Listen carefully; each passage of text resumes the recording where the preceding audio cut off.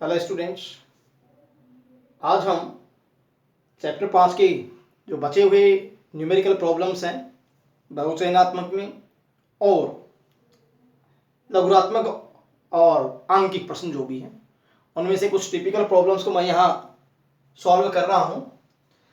तो अब बहुचयनात्मक का 7वां प्रश्न है MCQ। क्या है इस क्वेश्चन में कि R ओम के 5 प्रतिरोध हैं जिनमें से 3 को श्रेणी क्रम में समांतर क्रम में और 2 को जो है वो श्रेणी क्रम में जोड़ा जाता है। तो हमारे पास में 5 प्रतिरोध हैं। कितने कितने ओम के? 5 ओम के। पहला, ये दूसरा और ये तीसरा। अब ये जो प्रतिरोध हैं इन्हें श्रेणी क्रम में जोड़ दिया गया, समांतर क्रम में, सॉरी। और इनके श्रेणी क्रम में 2 प्रतिरोध वही R ओम की, ये सभी R ओम के हैं। इनको 2 को जो है वो श्रेणी क्रम में जोड़ा गया। तो ये पूछा ये गया है कि इनका तुल्य प्रतिरोध A और B, A व B के बीच में तुल्य प्रतिरोध क्या होगा। ठीक, तो ये हमारा जो है यहां पर क्वेश्चन है। हम A व B के बीच में तुल्य प्रतिरोध जानना चाहते हैं जिनमें 3 समांतर क्रम में है और 2 श्रेणी क्रम में है। तो सबसे पहले हम इन तीनों के श्रेणी क्रम की बात करें। ये 3 जो है वो समांतर क्रम में है, 2 श्रेणी क्रम में है। तो ये जो 3 आपके पास में प्रतिरोध है इन का पहले हम इक्विवेलेंट निकालें। ठीक है, तो यहां आपके पास में आएगा समांतर क्रम प्रतिरोधों का तुल्य प्रतिरोध प्रतिरोध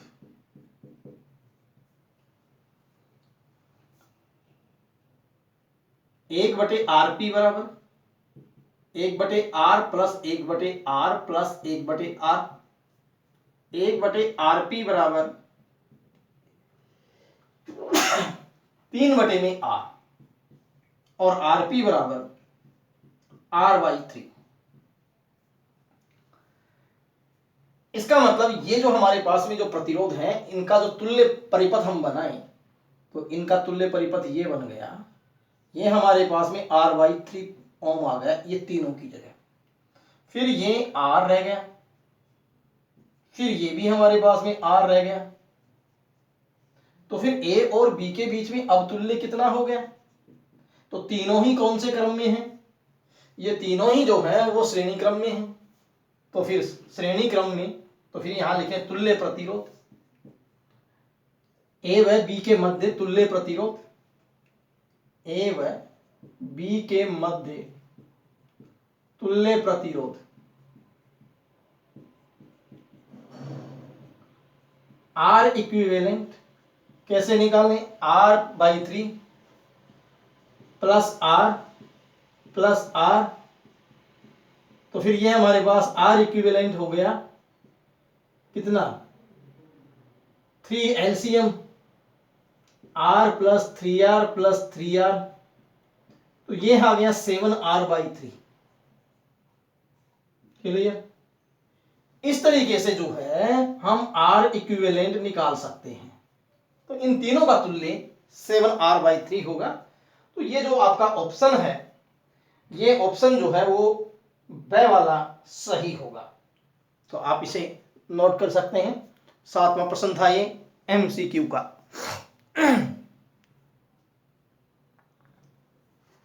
अब एक और न्यूमेरिकल प्रॉब्लम पर हम आगे आते हैं। यह है हमारे पास में लघुरात्मक का 6वां प्रश्न। तो फिर लघुरात्मक का 6वां प्रश्न क्या कहता है, देखिए।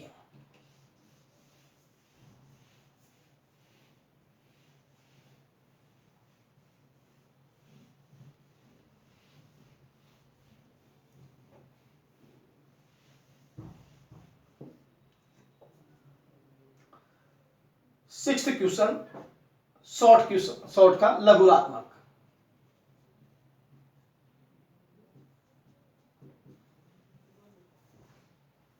तो फिर इस प्रश्न में दिया गया है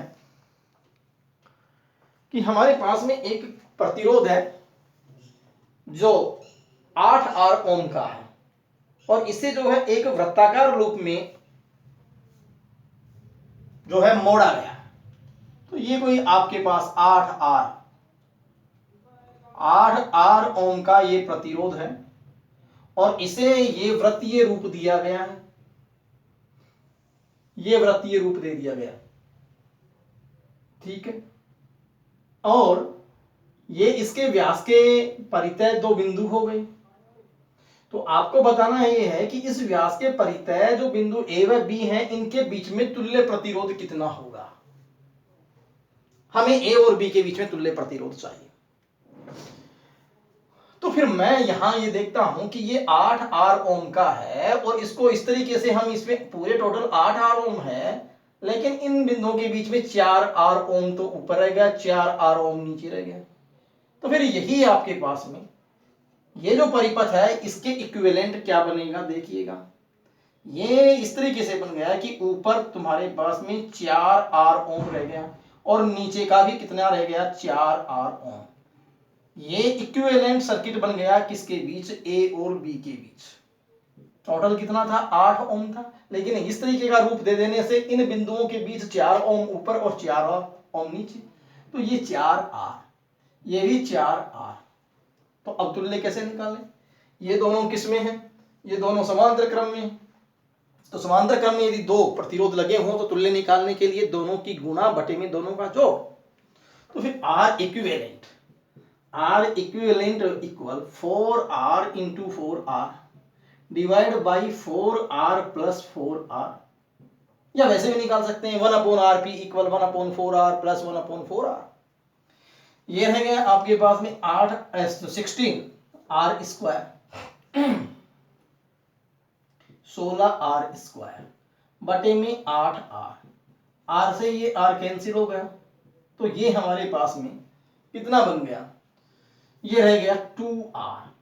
तो फिर तुल्य प्रतिरोध जो आया व्यास के परितय बिंदुओं का, वो हमारे पास में कितना होगा, वो जो है वो 2r होगा।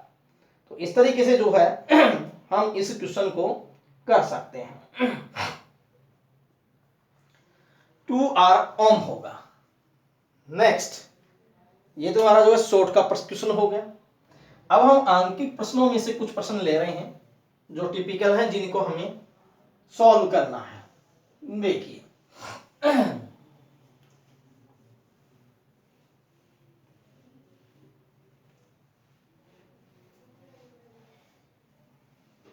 क्वेश्चन नंबर फर्स्ट है, फर्स्ट न्यूमेरिकल प्रॉब्लम आंकिक का। इसमें कहा गया है कि जो है एक बेलनाकार धातु की छड़ की लंबाई दे रखी है 1 सेंटीमीटर व त्रिज्या है 2 mm। तो बेलनाकार धातु की छड़ की लंबाई, बेलनाकार दिया है,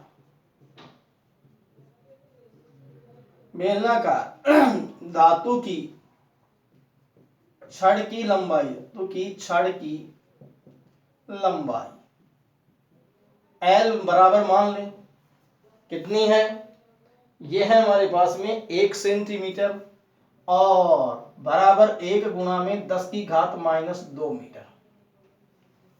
दूसरी बात, त्रिज्या दे रखी है 2 मिलीमीटर, तो त्रिज्या स्मॉल r ले लेते हैं और बराबर 2 mm, और 2 mm जो होती है वो 2 गुणा 10 की घात -3 मीटर होती है, ठीक है। तो त्रिज्या के बाद अगली बात देती है कि छड़ के सिरों पर विभवांतर है 120 वोल्ट। तो छड़ के सिरों पर विभवांतर छड़ के सिरों पर विभवांतर V जो है वो कितना है 120 वोल्ट। और पूछा गया है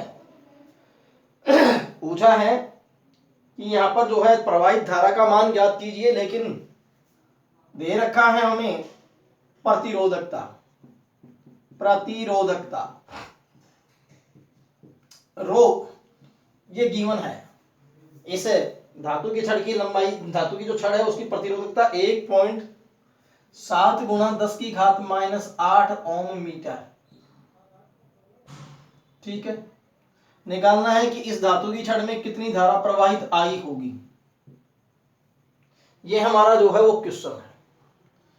तो मैं ये कहूं कि ये हमारे पास में सपोज करो कि वो धातु की छड़ है जिसकी लंबाई आपको दे रखी है कितनी, 1 सेंटीमीटर। इसके सिरों पर बैटरी कितने की जोड़ी गई, 120 वोल्ट की। ठीक, लंबाई कितनी दे रखी है यहाँ पर 1 सेंटीमीटर और त्रिज्या दे रखी है इतनी।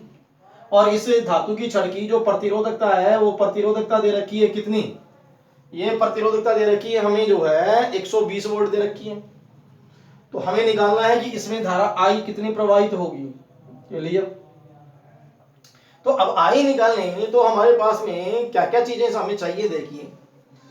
तो सॉल्यूशन है हमारे पास में धारा आई ओम के नियम से, धारा आई बराबर, धारा आई जो होती है वो V बटे में R होती है। लेकिन आपको R का मान नहीं दे रखा, आपको तो V का ही मान दे रखा है। इसका मतलब R का मान हमें निकालना पड़ेगा।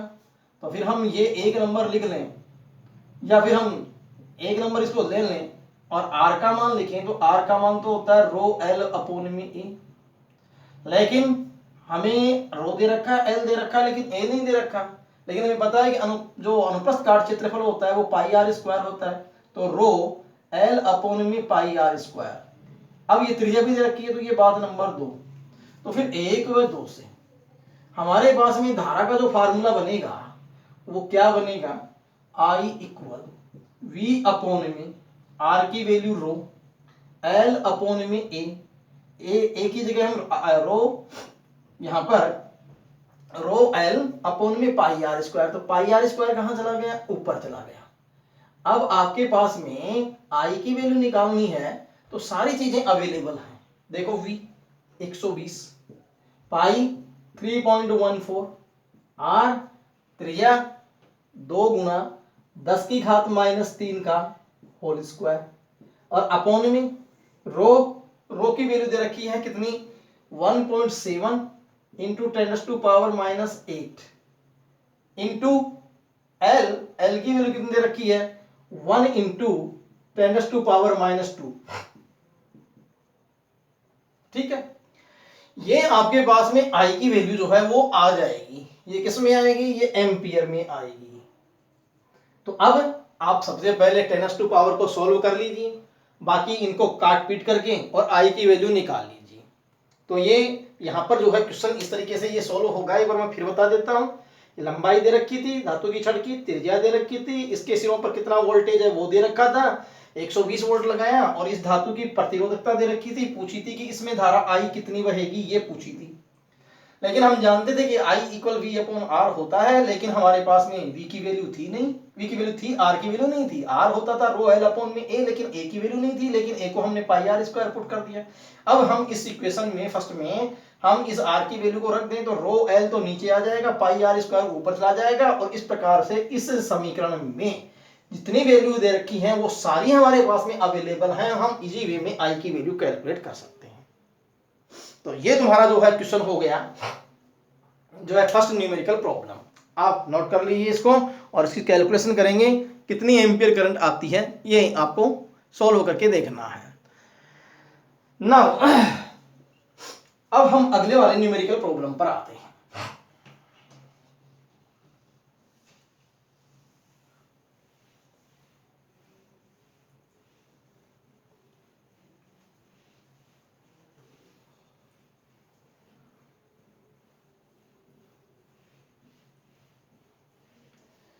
तो नेक्स्ट न्यूमेरिकल प्रॉब्लम है हमारे पास में सेकंड। यहां ए और बी के बीच में जो है हमें तुल्य प्रतिरोध निकालना है। तो एक नेटवर्क आपको दिया गया है, एक जाल दिया गया है प्रतिरोधों का, उस जाल में से हमें क्या निकालना है, तुल्य प्रतिरोध निकालना है। ये हमारे पास में question number second numerical problem का क्या है। ये ए टर्मिनल है और ये बी टर्मिनल है, इसके बीच में ये प्रतिरोध लगा हुआ है, और ये प्रतिरोध दे रखा है हमें 3 ओम का, 3 ओम। ए व बी के बीच। फिर यहां एक प्रतिरोध दे रखा है,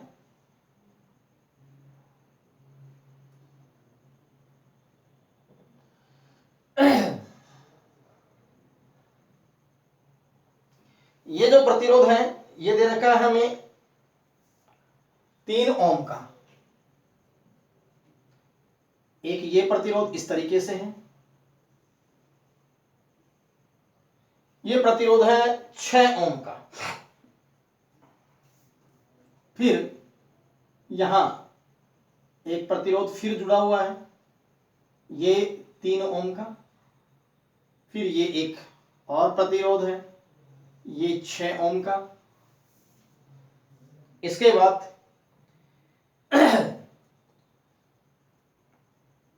एक और प्रतिरोध है, ये फिर 3 ओम का। ठीक है, तो इस नेटवर्क को आप बनाते जाइए।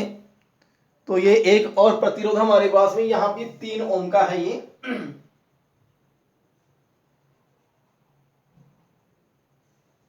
फिर ये 6 ओम का।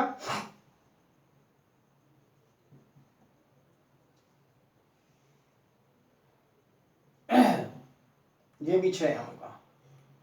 फिर एक और प्रतिरोध है, ये 3 ओम। और फिर एक ये और प्रतिरोध है 6 ओम। ये आपके पास में एक नेटवर्क है। इसमें ये कहा गया है कि इन सभी प्रतिरोधों की जगह एक ही प्रतिरोध ले लिया जाए तो वो कितने ओम का होगा।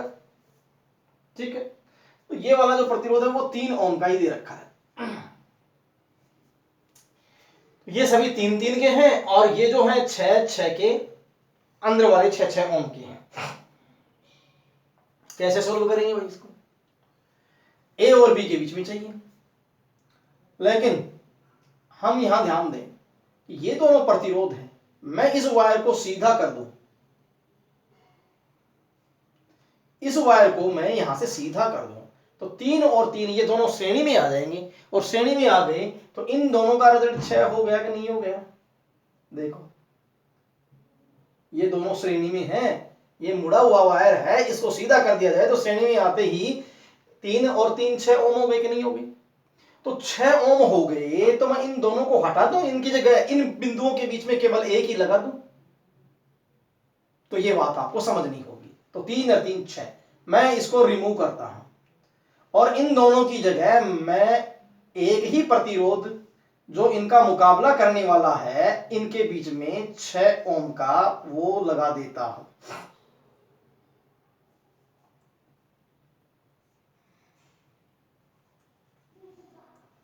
ये 6 ओम का मैंने लगा दिया, 3 3 की दोनों। लेकिन अब जरा देखिए, इन दोनों बिंदुओं के बीच में ये दोनों प्रतिरोध तुम्हारे जो है वो समांतर क्रम में है कि नहीं है? तो समांतर क्रम में है तो दोनों का मुकाबला करने वाला सिंगल प्रतिरोध क्या होगा? तो दो प्रतिरोध जो समांतर में होते हैं तो उनका परिणामी कैसे निकालते हैं, या उनका इक्विवेलेंट या समतुल्य कैसे, तुल्य प्रतिरोध कैसे निकालते हैं? दोनों की गुणा बटे में दोनों का जोड़।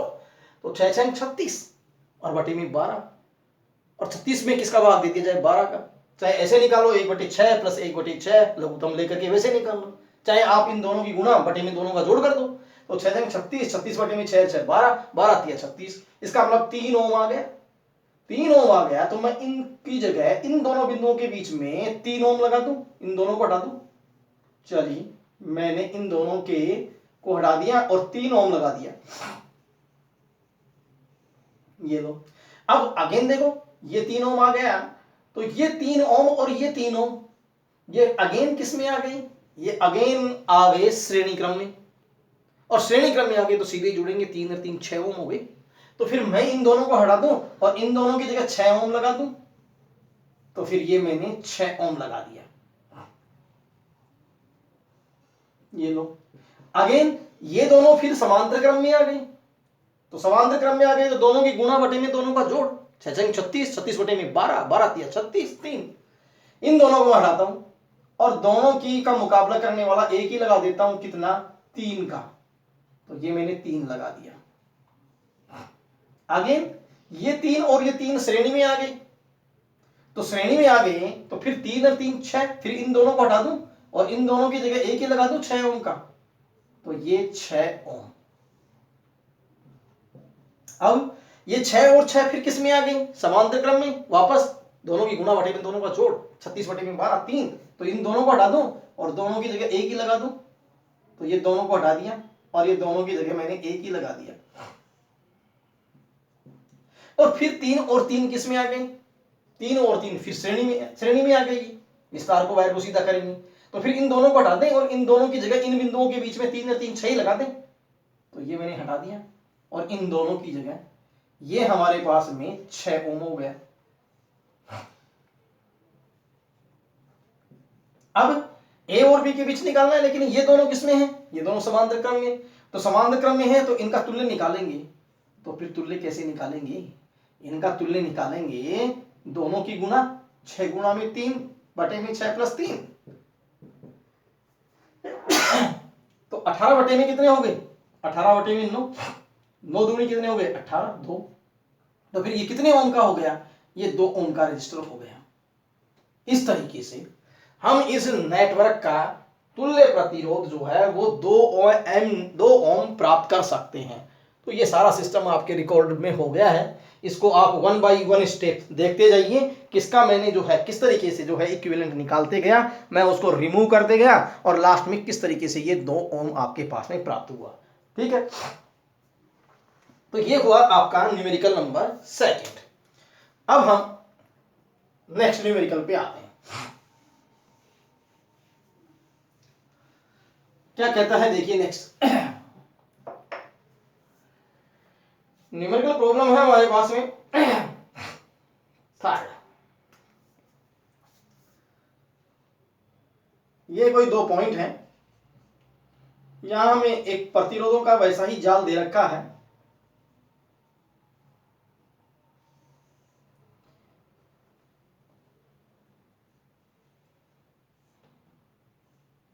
ऐसा ही न्यूमेरिकल प्रॉब्लम जो है वो आपका संधारित्र वाले चैप्टर में आया था।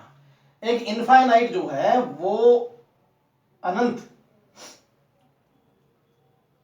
तक फैला हुआ एक जाल था संधारित्रों का। तो यहां कहा गया है कि इस ए और बी के बीच में तुल्य प्रतिरोध क्या होगा यदि प्रत्येक प्रतिरोध जो है वो R ओम का है, R ये इनफाइनाइट तक चल रही है सीरीज टू इन्फिनिटी, तो हम इतने प्रतिरोध लगाएंगे तो इम्पॉसिबल है, लेकिन इन सब का मुकाबला करने वाला ए और बी के बीच में केवल एक ही लगा लें तो वो प्रतिरोध कितने ओम का होगा, तो तुल्य प्रतिरोध ए व बी के बीच में चाहिए। तो मैं यहां आपके पास में 2 पॉइंट ले लेता हूं, यह मैंने एक चेन को टर्मिनेट कर दिया, ये वाली चेन, इस पॉइंट को मैंने लिख दिया सी व डी। ठीक, अब सी व डी से भी आगे एक चेन यदि इसको निकाल दी जाए तो आगे भी ये कहां तक जाएगा, अनंत तक ही जाएगा। तो यहां मैं मान लूं कि ए और बी से आगे भी कहां तक जा रहा है, अनंत तक ही जा रहा है। तो मैंने माना, सॉल्यूशन कर रहे हैं, ए व बी के मध्य तुल्य प्रतिरोध कैपिटल आर, लेकिन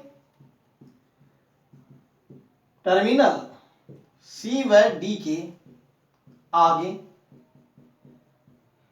परिपथ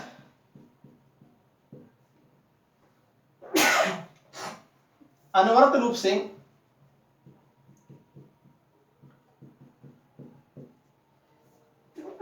इन्फिनिटी तक जारी रहता है,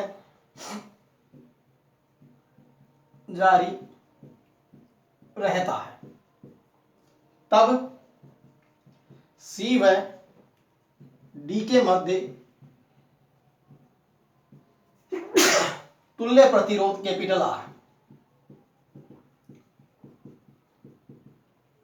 बराबर कैपिटल आर। ठीक, तो ए व बी के बीच में भी आर और सी व डी के बीच में भी आगे तक क्या, आर। तो फिर मैं इसके तुल्य बनाऊं कि सी और डी के आगे मैं आर मान रहा हूं तुल्य, तो कितना आएगा देखिए, ये ए, ये आर ये आर है ही,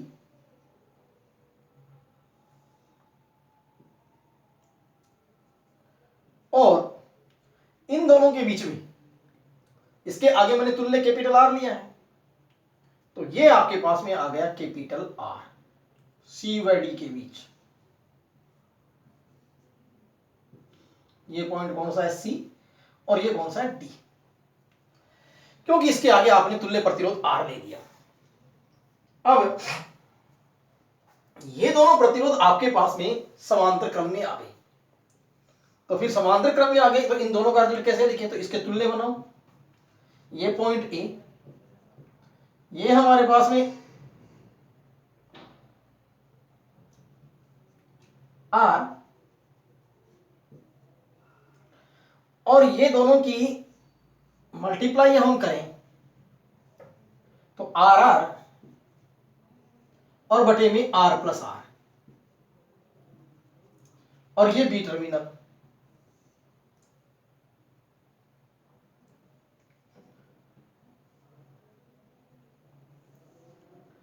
ये बी टर्मिनल। अब ये दोनों सीरीज में आ गए, इन दोनों का रिजल्ट तो मैंने यहां लिख दिया, देखिए ये रिजल्ट।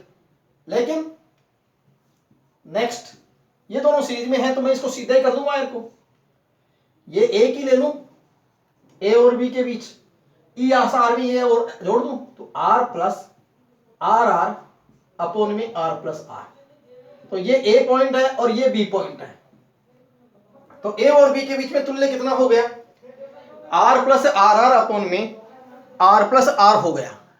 ठीक है, तो अब हम यहां से ए व बी के बीच में, तो हमने यहां लिखा था कि कैपिटल आर होता है किसके बीच, ए व बी के बीच में, तो फिर हम यहां लिख सकते हैं प्रश्नानुसार ए व बी के बीच में आर है, तो फिर क्या लिखेंगे, अतः आर बराबर, क्योंकि ए व बी के बीच है ना, कितना था आर, तो फिर ये चीज बराबर होनी चाहिए, तो आर बराबर r plus are are upon में आर प्लस आर, ये अपोन में 1, ये अपोन में 1। इसका मतलब आपको कैपिटल आर की वैल्यू फाइंड आउट करनी है, तो कैसे आप फाइंड आउट करेंगे, देखिए आर अपोन में 1 इक्वल एलसीएम कितना आया, आर प्लस कैपिटल आर, इसको इससे गुणा किया आर स्क्वायर, प्लस इसको इससे गुणा किया तो कितना आ गया आर आर, ठीक है, और प्लस में इसको इससे गुणा किया तो आर आर। अब इनकी क्रॉस गुणा कर लें, क्रॉस गुणा करें तो ये r square plus 2r r are, और प्लस इसकी इससे गुणा करेंगे तो इक्वल आर आर, और प्लस में कितना आर स्क्वायर। लेकिन एक जगह कर लें आर स्क्वायर, 2r है, एक आर आर इधर आएगा, तो फिर ये आपके पास आ जाएगा आर आर, और प्लस में कितना माइनस में आर स्क्वायर, माइनस में आर स्क्वायर इक्वल 0।